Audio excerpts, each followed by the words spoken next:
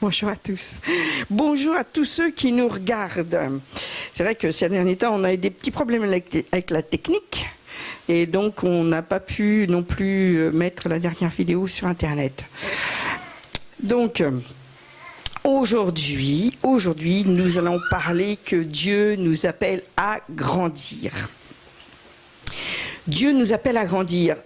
On va voir que Jésus lui-même avait besoin de grandir.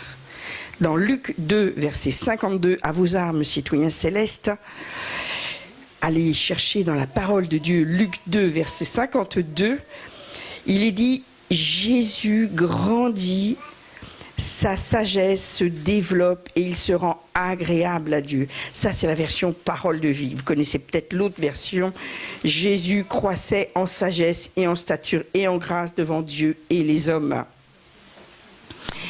Moi, j'aime regarder dans différentes versions. Et dans la parole de vie, j'aime bien Jésus grandit. On a besoin de grandir. On n'est jamais arrivé. On a besoin de grandir. Même une personne adulte, eh bien, elle se dit pas, ça y est, je suis arrivé, je suis un adulte. Je grandis plus. Non. Celui qui ne grandit pas, eh bien, il recule. Hein, celui qui n'avance pas recule. Celui qui grandit pas, il diminue. Et en Dieu, vraiment, nous avons besoin de grandir, toujours, pour devenir excellent. Hein. Dieu veut l'excellence pour nous. Pas pour la montrer aux hommes, mais bien pour servir mieux le Seigneur. Amen. Donc il dit, Jésus grandit, sa sagesse se développe, nous avons besoin, Jésus est notre modèle, nous avons besoin de développer notre sagesse. Et il se rend agréable à Dieu et aux hommes. Il se rend agréable. Nous avons besoin vraiment d'être agréable à Dieu en toutes circonstances. Moi, ça me plaît. Ça, c'est un bon début, n'est-ce pas, hein? Dieu nous appelle à grandir. Dans 1 Corinthiens 3, versets 1 et 2, on va partir sur ces versets. 1 Corinthiens 3, versets 1 et 2, il est dit « Pour moi, frères, ce n'est pas comme à des hommes spirituels que j'ai pu vous parler, mais comme à des hommes charnels, comme à des enfants en Christ. » Donc, là, en fin de compte, Paul dit « Je ne m'adresse pas à des hommes spirituels ». C'est un petit peu dur, moi, je trouve. Hein. Il est devant une assemblée, devant les Corinthiens, et il leur dit « Non, vous n'êtes pas spirituels ». Wow, ça ne m'aurait pas plu, ça. Je ne sais pas comment vous le ressentez, mais moi, je sais que je n'aurais pas aimé entendre ça. Il dit « Vous êtes des hommes charnels, vous êtes des enfants en Christ ». Et bien souvent, bien trop souvent, nous restons des enfants en Christ. Je vous ai donné du lait, non de la nourriture solide. Beaucoup pensent, je me fais une petite aparté, beaucoup pensent que la nourriture solide, ce sont des enseignements théologiques très recherchés, où on va aller chercher les petites bêtes et tout dans la parole de Dieu.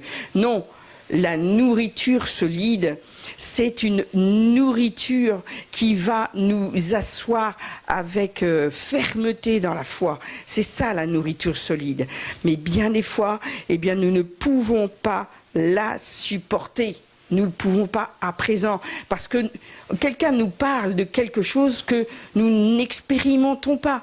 Quelque chose qui nous paraît vraiment abstrait. Vous n'avez jamais lu des livres comme ça, et puis ou écouté des enseignements, et ce que la personne dit, ça n'a pas d'écho en vous. Ça n'a pas d'écho. Vous ne comprenez pas ce qu'elle veut dire et tout. Vous dites, bah oui, ce je sais. Vous savez avec votre tête, mais vous n'avez pas dépassé le stade de la connaissance intellectuelle. Vous en êtes resté au savoir et non au savoir-faire. C'est-à-dire que vous n'avez pas expérimenté, vous n'êtes pas rentré dans le réma de la parole de Dieu. Nous avons besoin de rentrer dans un réma de plus en plus profond. Et vous ne pourrez comprendre que si vous faites les choses. Dans Éphésiens 4, 13, on en parle beaucoup de cet état d'homme fait, en fin de compte. Dans la parole, il y a plusieurs endroits où on nous incite, où on exhorte à devenir adulte en Christ. Et bien trop souvent, dans l'Église, eh bien, on ne voit pas des adultes, on voit même des gens, excusez-moi, même presque plus insensés que dans le monde. On dirait que quand on devient chrétien, on devient vraiment stupide. Il n'y a plus aucune sagesse. Être chrétien, c'est avoir du bon sens. C'est à nous que les gens doivent se référer. Ils disent « Ah, c'est un chrétien, on peut lui demander conseil ». Il va agir vraiment d'une façon sérieuse.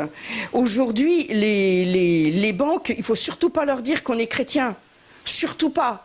Pourquoi? Parce qu'ils pensent que les chrétiens sont des gens insensés, sont des gens stupides. C'est grave. Nous devrions être pas les maîtres du monde, hein, mais nous devrions dominer sur le monde. Nous devrions être des références pour le monde.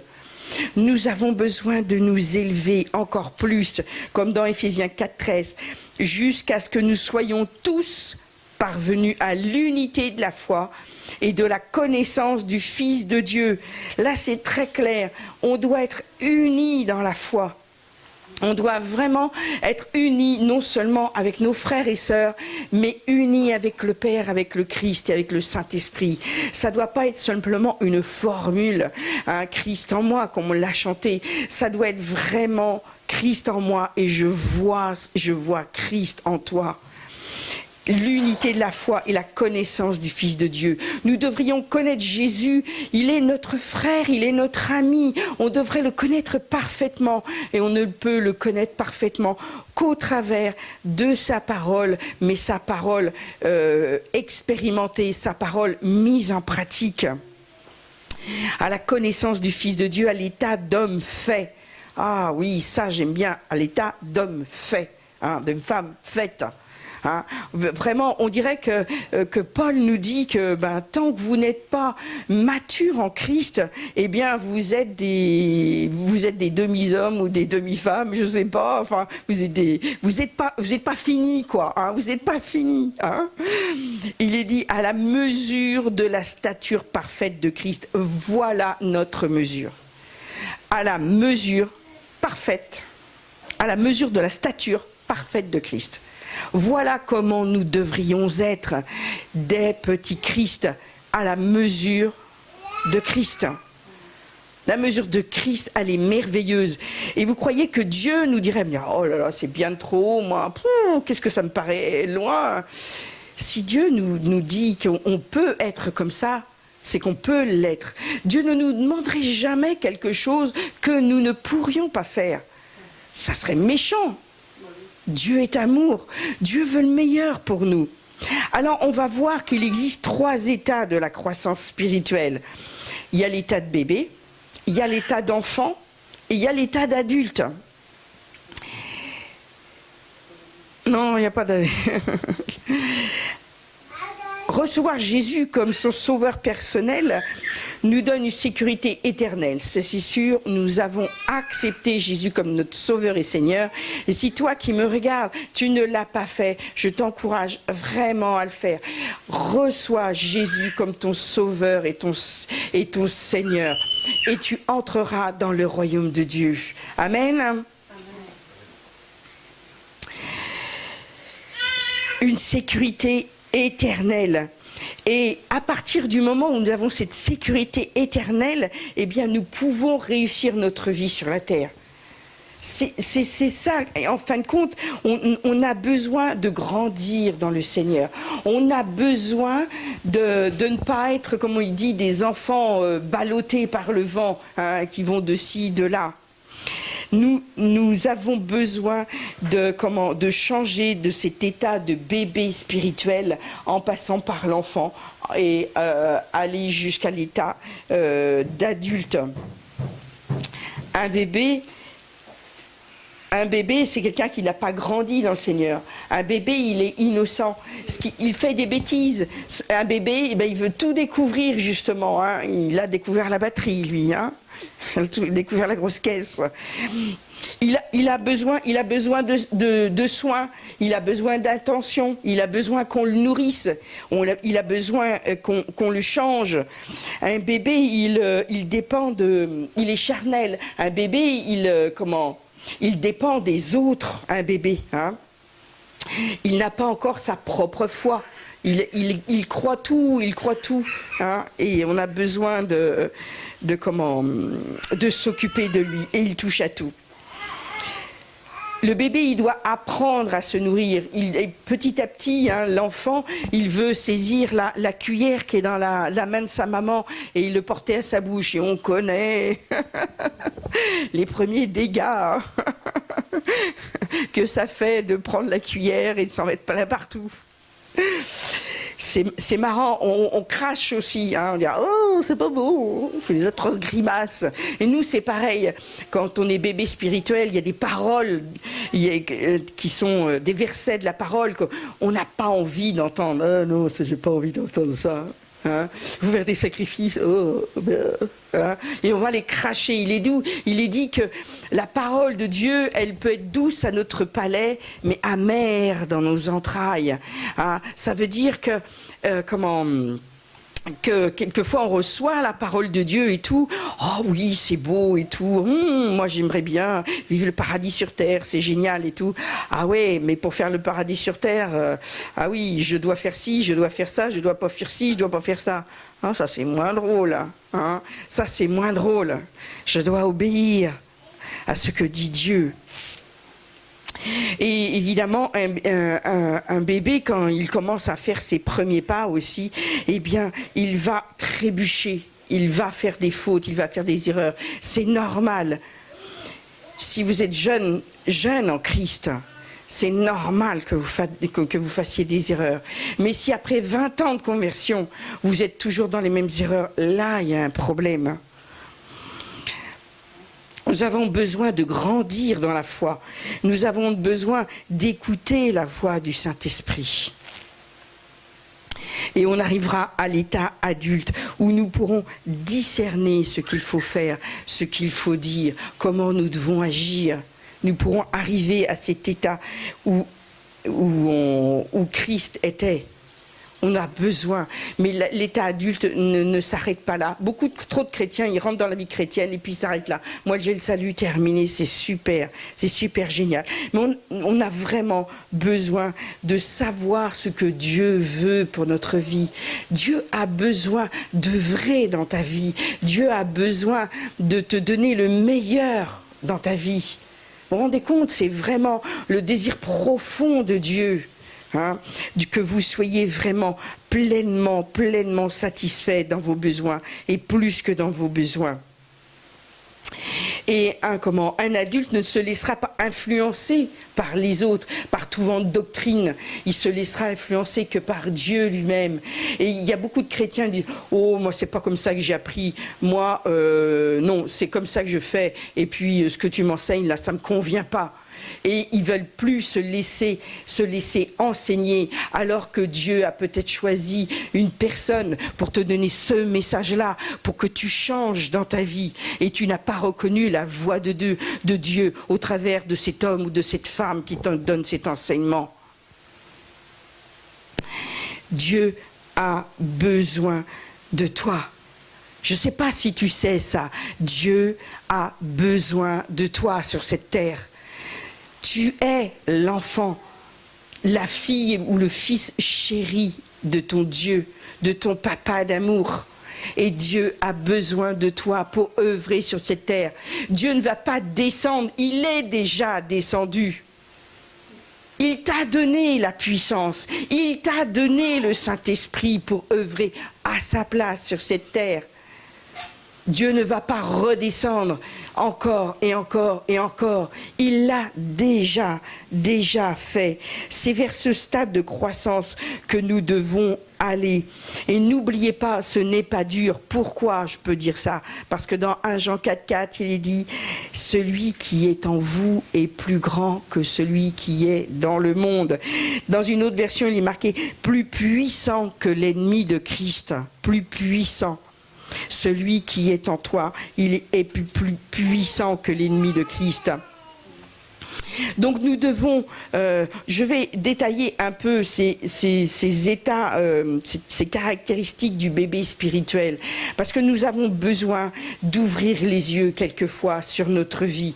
On se croit quelquefois arrivé et on doit reconnaître les signes dans notre vie où on voit justement qu'on n'est pas arrivé, qu'on n'est pas à l'état d'adulte.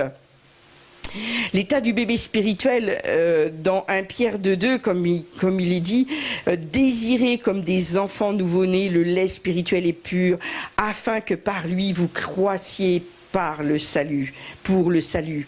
Il faut vraiment désirer ce lait spirituel. Si on ne désire pas la parole de Dieu, si on ne désire pas de savoir plus du Seigneur Jésus, on ne va jamais grandir. Essayez de ne jamais donner du lait à un enfant. Vous allez voir, il va dépérir, il va perdre du poids. Et nous, quelquefois, eh bien, nous ne faisons pas ce que Dieu désire. On ne va pas chercher le lait spirituel. Et croyez-moi, on doit toujours aller chercher, après, même si c'est de la nourriture solide, on doit toujours désirer ardemment le lait spirituel, afin de croître pour le salut. C'est pas de faire croître notre salut il est acquis, hein. C'est que notre salut justement doit grandir, c'est-à-dire l'état d'une personne sauvée doit grandir. Et comme on le disait tout à l'heure dans 1 Corinthiens 3, ce n'est pas à des hommes spirituels que j'ai pu parler, mais à des hommes charnels. Paul, quand il écrit ça aux Corinthiens, il écrit à des chrétiens nés nouveaux. Il écrit pas ça à des personnes qui n'ont pas reçu Jésus dans leur cœur. Hein. Non, il écrit ça. Ils ont 4 ans de conversion à peu près quand Paul écrit cette lettre aux Corinthiens. Ils sont déjà, ils viennent pas juste de naître, ils viennent pas juste de recevoir le salut. Non, ils sont encore des bébés spirituels. Moi, ça m'aurait pas plu au bout de 4 ans, hein, je vous assure. Hein. Ça m'aurait pas plu. Hein. Mais personne ne naît adulte dans ce monde. Tout le monde a besoin de passer par ces étapes. Et bien souvent, les gens ils disent « Oui, mais moi je sais. » À partir du moment où tu dis « Moi je sais » et que cet enseignement « Oui, je sais déjà. Oui, oui, j'ai déjà lu. Oh, arrête de me casser les pieds avec ça. Hein. » Eh bien, à partir du moment où tu dis ça, c'est que tu sais rien du tout. Tu sais rien du tout. Hein? Non, tu ne sais pas. Et tu es dans l'orgueil. Nous devons tous passer par ce stade de bébé. Même si c'est apparemment pas très plaisant. Oui, on doit se laisser conseiller, on doit se laisser guider, on doit prendre le temps d'apprendre, on doit prendre le temps de faire et de refaire et de refaire. Et même si la tarte est encore brûlée, on doit recommencer encore et encore de faire le gâteau jusqu'à temps qu'il soit vraiment délicieux. Hein? Il y en a beaucoup qui s'arrêtent. « Ah ben moi je réussis pas alors je fais pas. » Voilà, c'est tout. Voilà, c'est comme ça. Je suis pas doué pour ça. Non, tu es doué pour tout. Si tu as un cœur pour apprendre, pour faire les choses, tu vas voir, tu vas réussir. C'est simplement ça. Relève le défi. Apprends à faire une belle tarte que tu vas offrir au monde, que tu vas offrir aux autres. Apprends. Oui, nous sommes, mais si vous connaissez des bébés spirituels, si vous avez amené des personnes à Christ, vous êtes responsable aussi de ces personnes. Il y a une responsabilité vis-à-vis de ça. Donc vous êtes responsable de grandir encore et encore et encore pour être de meilleurs parents. S'il vous faut un but, eh bien pensez à ça, parce que votre première mission, eh bien, c'est d'enfanter, c'est de vraiment faire des bébés spirituels, c'est-à-dire amener des personnes, des perdus à Christ Jésus. Donc, automatiquement, vous devenez des parents spirituels. Donc, si on pouvait refaire notre vie, si on pouvait savoir ce que l'on sait, au bout de 20 ans, certainement qu'on ne referait pas les mêmes erreurs en tant que parents avec nos enfants. On se dit, ah ben ça, j'aurais pas fait ci, j'aurais pas fait ça. Mais c'est vrai que quand on a des enfants très jeunes, dans le naturel, je parle bien sûr, eh bien, on les éduque un peu comme ça. Il n'y a pas d'école pour être parent. Bien souvent, enfin, il en existe. Hein. Si vous voulez vous renseigner, l'école des parents, ça existe. Hein. C'est une institution. Bon, enfin, je ne sais pas ce qu'on y enseigne. Hein. Mais en tous les cas, on a besoin, nous, de devenir de véritables parents spirituels, des parents spirituels pour nos propres enfants et ainsi que pour ceux qui nous entourent. Donc, si vous voulez avoir un but vraiment qui plaise au Seigneur Jésus, devenez des gens adultes, des gens matures. Parce que le bébé spirituel, lui, il a besoin de réponses. Je ne sais pas comment vous étiez ou vous êtes aujourd'hui, mais c'est vrai que moi, quand j'ai donné ma vie au Seigneur, eh bien, j'avais des milliers de questions. J'avais des milliers de questions. Et ça m'agaçait profondément quand mon pasteur ne répondait pas à mes questions. Et quand je me faisais blackbouler en disant, on me disait, mais pourquoi tu te poses toutes ces questions ? Ça sert à rien, c'est comme ça. Ben non, ça ne me suffisait pas du tout. Ce n'est pas comme ça. Je voulais en savoir plus sur ma position en Christ, plus sur ma vie en Christ, plus sur Dieu lui-même, plus sur ce que je pouvais faire et comment le faire. Merci Seigneur, parce qu'il m'a donné des réponses. Et oui, les caractéristiques du bébé, hein, eh bien, c'est que le bébé, au début, quand on donne sa vie au Seigneur, on est prêt à tout pour le Seigneur. On est tout fougueux et tout, on veut faire des choses, et on fait des choses très dangereuses. Et nous, justement, si on est parents spirituels, on a besoin d'encadrer pour éviter qu'ils fassent des erreurs, qu'ils fassent peut-être les mêmes erreurs que nous, hein. C'est pas toujours évident, parce que dans le naturel, quand on essaye d'enseigner à nos enfants fais pas ci, fais pas ça, ouh là là là là là, il veut faire ses propres expériences. Mais c'est pas valable hein, dans le Seigneur. Hein. Il faut pas croire qu'il faut essayer une chaussure avant de l'acheter. Hein. Non, non, non, et ça ne marche pas du tout. C'est pas comme ça dans le Seigneur. Hein. On doit vraiment avancer en essayant de se faire le moins de mal possible. On n'a pas besoin de faire des expériences tordues pour comprendre que c'est mal, hein, que c'est mal. Et c'est vrai que quand on est bébé spirituel, eh bien, il est dit dans 2 Corinthiens 5, 17, hein, nous sommes une nouvelle créature et les choses anciennes sont passées. Alors, n'écoutez pas les personnes qui veulent vous faire ressortir vos péchés d'avant. Hein. Ça, c'est pas scripturaire. Il y a certains qui veulent que vous fassiez, que vous écriviez vos péchés ou que vous les confessiez devant les autres. Non, vous devez les confesser qu'à Dieu uniquement et les choses anciennes sont passées. Amen. Un bébé dans le naturel, il n'a pas de passé. Comme un bébé naît, il n'a pas de passé. Hein? Il est innocent. Hein, on ne va pas lui dire « Ah, bah avant, non, il n'y a pas de... ça n'existe pas. Hein. » Donc, un nouveau converti, c'est pareil. Il faut vraiment lui donner les bonnes choses. Il est enseignable. Un nouveau converti est enseignable. Malheureusement, eh bien, il reçoit des choses un peu, voilà, hein, tous azimuts, et c'est ça le problème. Nous ne devons pas donner des mauvaises choses, parce qu'un bon gâteau, si beau soit-il, même s'il était très bien fait, vous mettez une goutte de poison dedans, il est mortel, hein, il est mortel. Donc nous aussi. Mais comme dans le naturel, eh bien, un enfant reçoit les fondations de la vie entre 0 et 3 ans. Et c'est dans ces premières années que nous devons vraiment recevoir le meilleur enseignement de la parole de Dieu, pour pas être tordus après. Hein, parce que après c'est très difficile à redresser. Donc nous devons vraiment aller de l'avant et nous devons vraiment donner les meilleurs enseignements.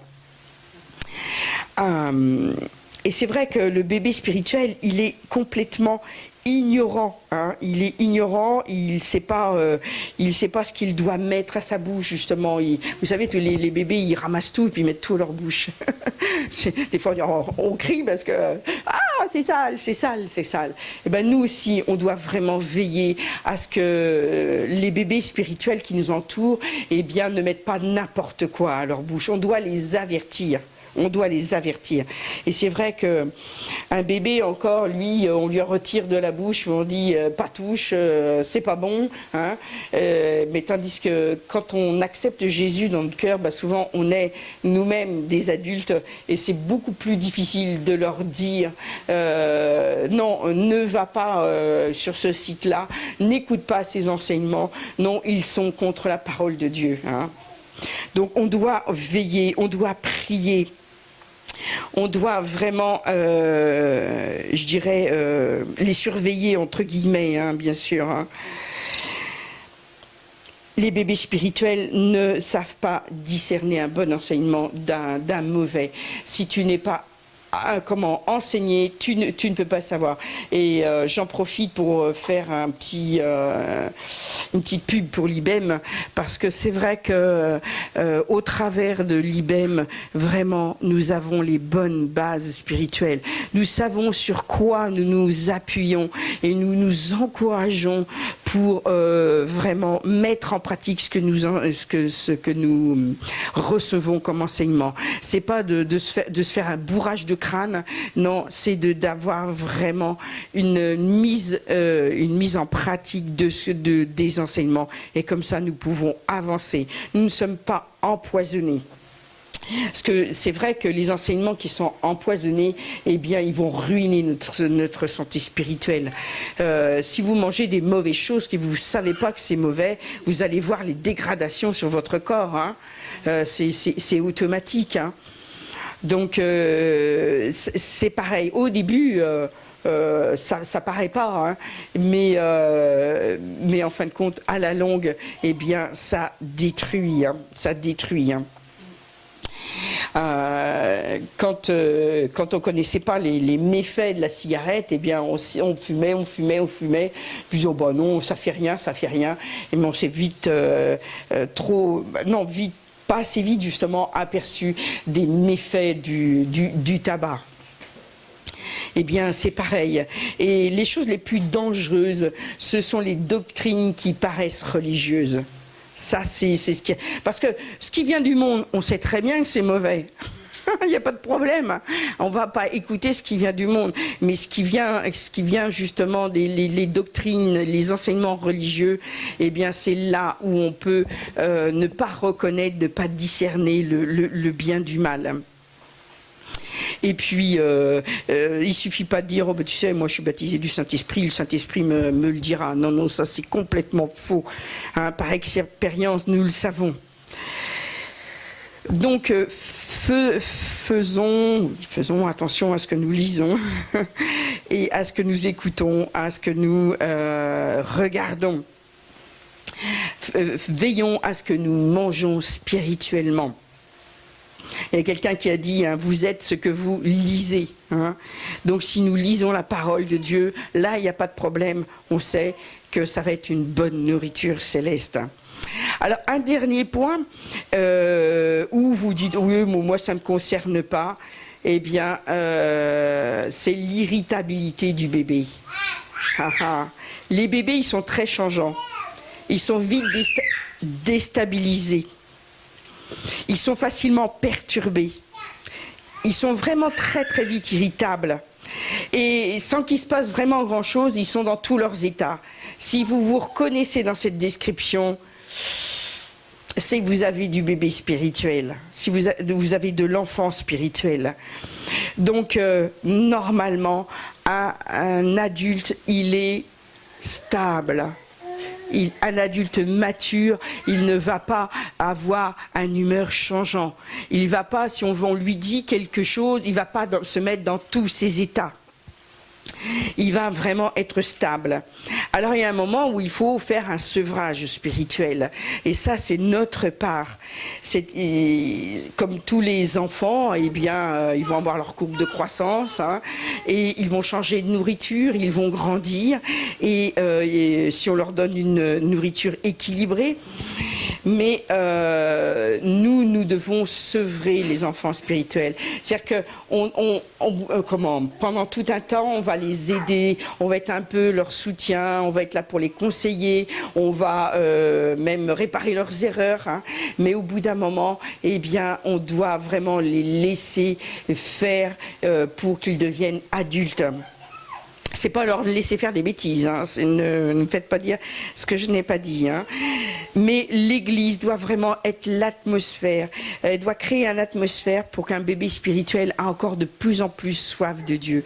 Et c'est ce que je voudrais que vous gardiez ce matin, c'est de vraiment que vous créez une atmosphère où vous avez soif de Dieu. Si vous avez toujours soif de Dieu, les personnes qui vont vous côtoyer vont avoir soif de Dieu.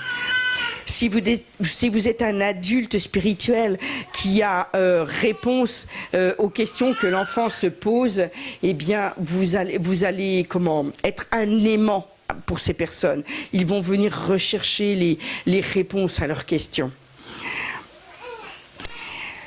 Et dans le psaume 131, verset 2, il est dit « Loin de là, j'ai l'âme calme et tranquille, comme un enfant sevré qui est auprès de sa mère. J'ai l'âme comme un enfant sevré. » Et un enfant qui est sevré, eh bien, il n'a plus besoin... Il n'a plus besoin d'aller tout le temps vers sa maman, d'aller tout le temps chercher en fin de compte le lait.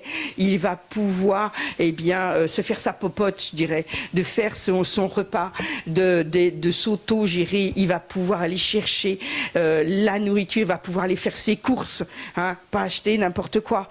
Hein. Et s'il va tout le temps chez McDo tous les jours, je pense qu'à la longue, il va avoir des petits problèmes. Hein. Et oui, mais le problème, c'est qu'aujourd'hui, nous sommes dans une société fast-food, micro-ondes, tout instantané, hein, même la soupe, hein, met dans un sachet, met dans de l'eau chaude et puis pouf, ça fait une soupe. Croyez-moi, faire une vraie soupe, ça demande un peu plus de temps. Et c'est pas mauvais. Et si on s'habitue aux produits d'ailleurs préparés dans les grandes surfaces, si on s'habitue à ça, on a le goût formaté. Et vous avez qu'à essayer de donner à des enfants d'ailleurs un vrai hachis parmentier, des vraies pâtes à la bolognaise. Ah, c'est pas bon. Hein. Les vrais raviolis, oh, ça a drôle de goût. Hein. C'est vraiment quelque chose qu'on a... qui est un problème pour la génération d'aujourd'hui. On veut tout de suite. Non, tu ne peux pas te construire, tu ne peux pas naître un jour et le lendemain être un adulte spirituel. Il te faudra passer par toutes les classes. Il te faudra passer par ces temps où j'ai pas envie d'aller à l'école. Hein, non, j'ai pas envie de faire mes devoirs. Hein, j'ai pas envie. Et il y en a marre. Tu passeras par ces temps-là que tu n'aimes pas.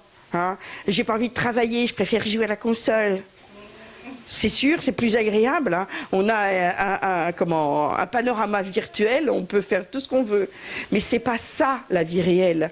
C'est pas ça la vie en Christ. Ce n'est pas virtuel la vie en Christ. Il y a trop de chrétiens, et peut-être qu'il y a des gens qui vont m'écouter, trop de chrétiens qui ne qui ne sont pas dans les églises. Moi, si tu n'es pas dans une église, vraiment, je t'encourage à te joindre à une église. Tu as besoin d'être entouré, tu as besoin d'être avec des frères et sœurs spirituels.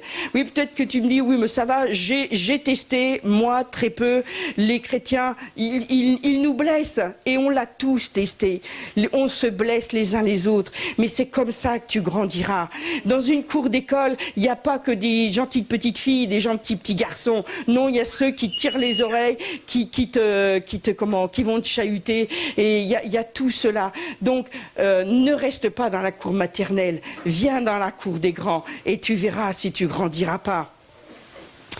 J'ai l'âme comme un enfant sevré. Dans Genèse 21, verset 8, il est dit, l'enfant grandit et fut sevré. Et écoutez bien ce que j'ai dit. Et Abraham fit un grand festin le jour où Isaac fut sevré. Il fit un grand festin. C'est vrai qu'à l'époque, l'enfant n'était pas sevré au bout de 3 mois. L'enfant était sevré... il était sevré vers 4-5 ans, voire même plus. C'était vraiment impressionnant. Même j'ai vu des émissions où il y a des mères qui allaitèrent leurs enfants jusqu'à 10 ans. Il y avait toujours une production parce que la mère désirait avoir cette relation. Je ne dis pas que c'est normal à notre époque, mais elle désirait et c'est possible. Et c'est possible en fin de compte. Mais c'est pas le but de Dieu. Dieu veut que tu sois sevré. Et Dieu va faire une grande fête quand tu seras sevré. Ça veut dire que tu seras capable d'aller chercher ta nourriture tout seul. Ça veut dire que tu seras capable de te régaler de la nourriture que tu as faite. Parce que quelquefois, il y a des gens, ils vont chercher et puis ils veulent écouter un enseignement, ils veulent faire une étude et le résultat, le plat qu'ils ont devant eux, eh bien, ils trouvent infect. Ne t'arrête pas là. Si il y a un enseignement qui ne te plaît pas, va en choisir un autre. Et tu verras, Dieu te parlera au fur et à mesure. Tu as besoin d'avancer, mais sois sevré. On devrait faire une fête quand un chrétien sort de son état de dépendance spirituelle. Amen. Il y a vraiment quelque chose de très important. Je ne sais pas pourquoi Dieu m'a dirigé spirituellement ce matin vers ce message. C'est pas un message que j'ai l'habitude de faire, de donner et tout, sur les enfants spirituels. Mais j'ai fait un rêve. Et j'ai fait un rêve vraiment très, très étrange. J'avais un bébé qui était vraiment minuscule. Il était grand comme ça. Il était tout petit. Et il ressemblait plus, vous savez, à ces oui, bébé tout petit, enfin bon, je ne dirais pas. Voilà, il était tout difforme, il avait des bras tout bizarres, il avait des petits moignons de main et tout, il était vraiment très très étrange. Il était affreux et particularité, il était vraiment mais tout biscornu et il avait cette particularité, il avait 2 têtes. Et moi j'étais catastrophée et il m'est arrivé plein de d'aventures. Je vous expliquerai pas parce que je trouvais ça vraiment trop horrible. Mais tout ce que je sais, c'est que j'avais peur de perdre ce bébé et j'avais peur de à chaque fois il lui arrivait des choses vraiment et c'était de justesse que j'arrivais à le sauver et c'était vraiment de justesse. Et quand je l'ai vu avec ses 2 têtes et ces 2 têtes étaient très souriantes et elle me parlait de ces 2 têtes et mais moi j'avais peur de ça et j'ai voulu le montrer à quelqu'un et je crois bien que c'est à Louis d'ailleurs, mais je me souviens plus trop. Mais à ce moment-là, eh bien il s'est passé une transformation tout d'un coup. Cet enfant n'avait plus 2 têtes et il était tout d'un coup, il était très beau et il était vraiment comme un enfant normal. Et je me suis dit, merci Seigneur. Et j'ai fait ce rêve dans la nuit. Et ce matin, j'avais ce verset que je vous ai cité au tout début. Jésus grandissait, croissait en sagesse et en stature et en grâce devant Dieu et les hommes. Alors je me suis dit, merci Seigneur, là je crois que je sais ce que je dois faire. Et je pense que nous avons besoin je dirais, de nous regarder. Nous avons besoin de comprendre que, peut-être pas dans tous les domaines de notre vie, mais dans certains domaines de notre vie, nous agissons comme des enfants. Nous agissons vraiment comme des comment, je dirais, des gosses de riches. Hein? On fait du grand n'importe quoi parce que notre papa il est notre Dieu, il est le Dieu tout-puissant. Et bien nous comportons comme des enfants capricieux et des enfants vraiment désordonnés, irritables et changeant d'avis comme de chemise. Et on a besoin vraiment de s'asseoir sur la parole de Dieu et de devenir vraiment mature en Christ. On a besoin de changer vraiment notre vie. On a besoin de s'examiner. Il est dit dans la parole, examinez-vous vous-même. Ne fermez pas les yeux sur votre état spirituel. Ne soyez pas dans certains domaines des enfants capricieux et bornés et têtus. Non, changez. Vous avez besoin de devenir vraiment des adultes matures, des adultes parfaits en Christ, grandissant en sagesse, en force, en stature, dans tous les domaines. Voilà ce qu'était le message vraiment du Seigneur ce matin.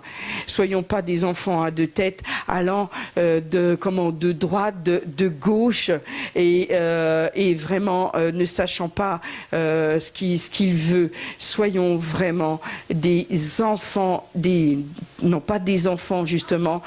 Ayons une âme d'enfant. Oui, et une âme d'enfant, c'est d'avoir pas de ne pas être religieux, de croire ce que Dieu dit sans contester, mais soyons dans l'œuvre de Christ des personnes matures, des hommes faits, des hommes adultes, et vraiment soyons des plus que vainqueurs. Amen. C'est en silence que j'entends la beauté de ta voix. C'est à genoux que je comprends tout le sens de la croix. Mon Dieu reste vivant, son regard est sur moi. Je ne crains rien.